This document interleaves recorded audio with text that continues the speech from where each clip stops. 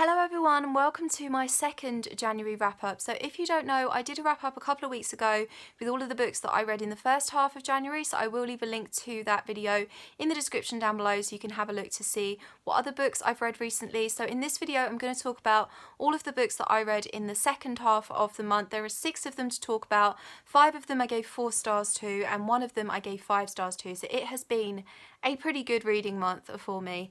So the first one I want to talk about is a adult psychological thriller that I gave 4 stars to, and that is Anything You Do Say by Gillian McAllister.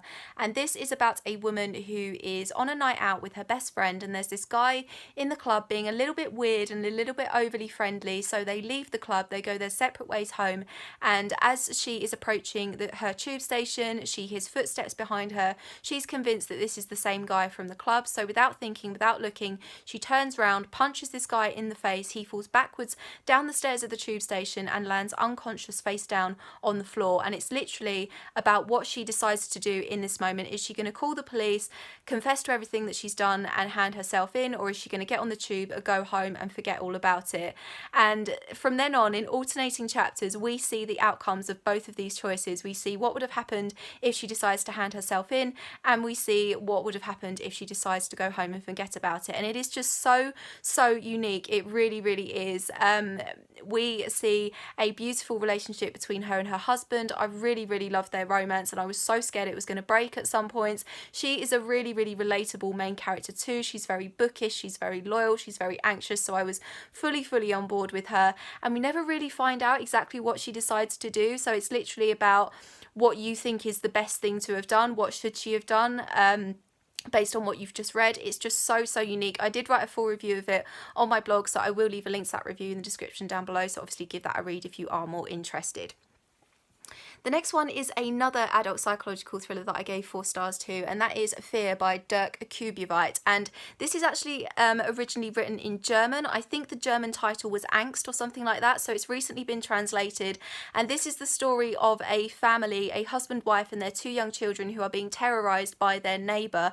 And he seems weirdly obsessed with them. He starts sending strange, suggestive letters and notes, and then he starts accusing them of sexually abusing their children and calling the police on them and things like this. And obviously people in the neighbourhood, they start suspecting them too because they don't understand where this guy's got this from. The couple themselves start suspecting each other because, again, they don't understand why he's saying these things. And the extended family eventually take it upon themselves to eliminate this guy, and he ends up being shot dead. That's not a spoiler, it happens right at the beginning. But it is just such a chilling, unique thriller. It really kind of makes you question about whether is it ever right to take somebody's life, whether you are actually justified in committing murder. It was just so unique. I wrote a full review of this on my blog too, so I will of course leave a link to that review in the description down below. Such a good psychological thriller, so yeah, definitely read this if it sounds like your kind of thing. The next one I gave 4 stars to this month is The Hazelwood by Melissa Albert, and this is a recently released YA fantasy about a girl who has never really settled in one place because she and her mother seem to be followed around by bad luck. Every time they get settled somewhere, something happens that means they have to move again, and her grandmother is the author of this book of dark fairy tales, and when her grandmother dies, her mother is kidnapped, and she enlists the help of this boy that she knows from school who is a massive fan of her grandmother's work to help her find the Hazelwood, which is her grandmother's mansion that nobody really knows the true location of because she's convinced that's where her mother is being held. And it is just such a good, funny YA fantasy. The world building is absolutely insane. The characters are just so likeable. My heart was broken halfway through and I had no idea where it was going to go from there. And basically it's a fairy tale within a fairy tale because our main character is kind of learning her own story within all of these fairy tale worlds that she's also learning about. It is just so cute. I kind of expected a kind of happily ever after kind of romantic ending, and that's definitely not what I got, so I'm kind of wondering whether there's going to be a sequel. I really hope there is because I really enjoyed it. So I did write a full review of this on my blog too, so I will of course leave a link to that review in the description down below, so check it out if you are interested.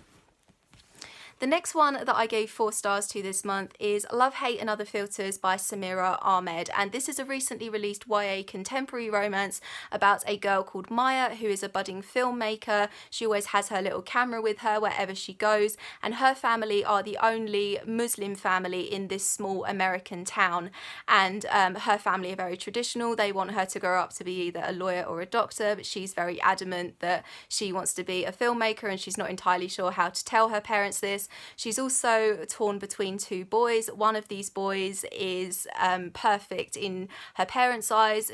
He ticks all of their boxes. He's very good looking, he's very clever, he is also a Indian Muslim, and the other guy is a white American boy who she's known for her entire life, and she now feels that she's in love with him. And then something terrible happens. A terrorist attack happens close to their town, and the way that certain people in this town turn on Maya and her family as a result of this terrorist attack that obviously they had nothing to do with was so shocking and heartbreaking and harrowing to read. It really, really was, because this little book is less than 300 pages, and most of the time it's really, really cutesy, it's really, really funny, gorgeous, gorgeous romance. And then this thing happens and these other emotions are just thrown at you, and I laughed, I cried in such a short space of time. It was absolutely ridiculous. It was such a roller coaster of a read, but it was so, so beautiful, and I cannot recommend it enough if you are looking for a very cutesy but also very, very serious and tragic and dramatic diverse YA contemporary. It was so, so good, so definitely pick it up if it sounds like your kind of thing.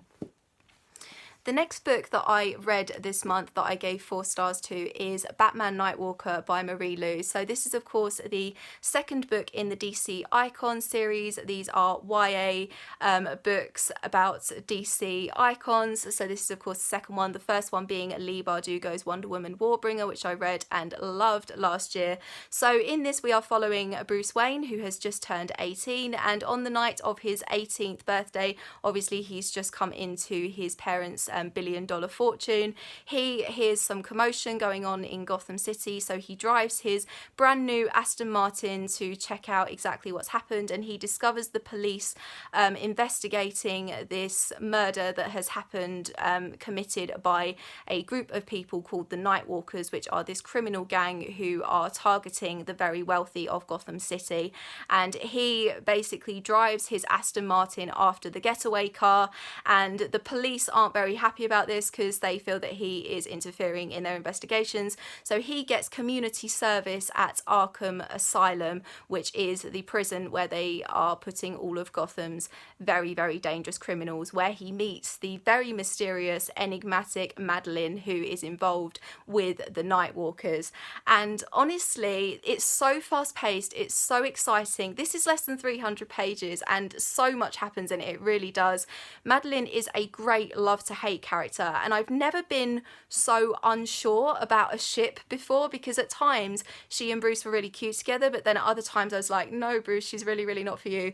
But it was just a really, really great, fast-paced, exciting Batman story. So yeah, definitely pick it up if you liked the Wonder Woman book, but certainly if you're into Batman, then yeah, definitely pick this up.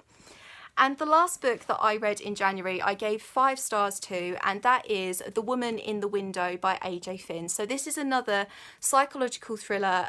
This is about a woman who has agoraphobia, and she spends her entire life in her beautiful brownstone house, but she loves looking at her neighbours into their lives from her window, and she sees something one day that she knows she's not supposed to have seen happen in the house opposite her, where a new, seemingly normal, happy family have just moved in, but what she's seen really makes her feel that they are not quite as happy as she first suspected.